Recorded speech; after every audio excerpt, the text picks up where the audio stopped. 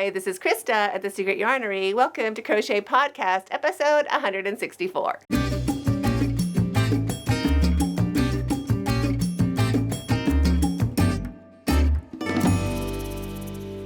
Thanks so much for inviting me over. I have a huge announcement for you today. I don't want to say emergency crochet, but pretty much emergency crochet. It is too big for me to really show you here.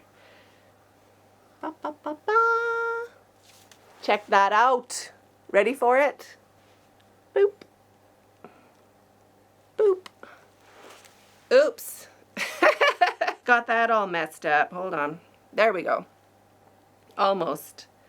The center flower, okay, if you don't know what this is, I'll explain it to you.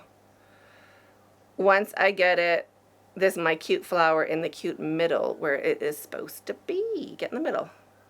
Get in the middle. Get in the middle. Okay. It's in the middle. It is a Diwali decoration traditionally made out of marigolds and mango leaves. It's called a Toran. I think it's just fabulous for birthday parties or just the yarnery in general. I mean, this over the yarnery door, fantastic. It symbolizes a greeting to your visitors to make them feel welcome in your home. And it is made traditionally with marigolds that are strung together with mango leaves, like just the live flowers, so it lasts as long as the season, I suppose. This is made from crochet. Let me show you how cute that is. Now I could uncurl my leaves. They do uncurl. Also a fabulous clothing item. But the leaves, when you have it hanging in your door or over your doorway, you can just straighten the leaves. I guess I could have put a wire down the center, but I don't really think it needs it. See, they just straighten up super cute. So these are the marigolds. I made them in 3 different colors. I could straighten those leaves more by a lot. That is a straightened one. And each end of the bunting has 3 little flowers. These are like little Hawaii flowers, little hibiscus. Aren't they cute? So this is what it looks like from underneath. It's kind of like Indian mistletoe. You don't have to kiss underneath it, but you know it's like that cute little ball you walk underneath. So there is a marigold and 7 hibiscus hanging. But isn't that the cutest thing? So how it goes, each side hangs, and this hangs in the center of your doorway. And then, oops. So this hangs in the center, and then you have 1 on each side.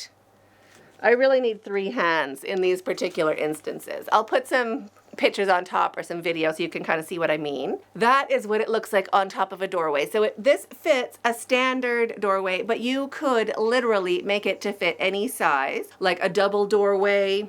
And you could also make these hanging on the side to go like all the way down to the ground. You could really go wild with it. I used 3 balls of the 3 different colors of orange, like the marigold colors. I used 3 balls and I made as many marigolds as I could from each one.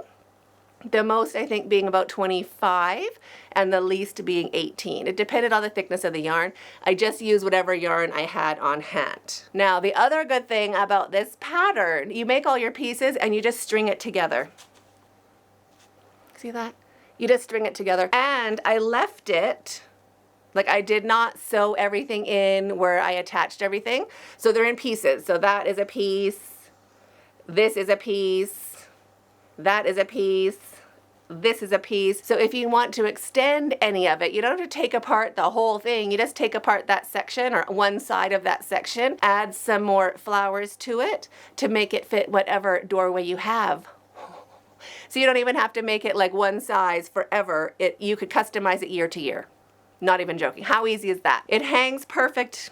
Anyway, I'm just so happy with it. It is going to be on my yarnery door forever. I love it. I wanted to make it big enough for my mother-in-law's house, but she has a double door, and I don't have enough of this fabulous orange. That fabulous orange right there, I do not have enough. Can you imagine? So, I mean, I have made pumpkins and I have made hats and everything, but I do not have any more yarn like that to make more marigolds. So I am not going to make more marigolds. It's just going to fit the doorway at my house this year, but next year I could extend it when I have more orange yarn and make it to fit her doorway. How cool is that? So I just wanted to share this with you super quick. The tutorial is coming out on Sunday and I'm just super excited about it. There's so many great pieces to it and it is so easy to put together and assemble. Great little things to just crochet while you are relaxing and then put it all together to make something absolutely magnificent. So I hope you're having a super great weekend. It is my 11-year-old's 12th birthday tomorrow. So I will be out doing all that. He wants to go to a movie. He wants to go to the trampoline park. He wants to go to the gym. He wants to go for breakfast. He wants to go for lunch. He wants to go for dinner. He wants a friend to come with him. So I got a lot of stuff to do, but this tutorial is coming out and you are going to love it. So keep your eyes peeled for it and I'll be seeing you very soon. Stay hooked. Yep, there's bloopers. I'm sure there has to be bloopers.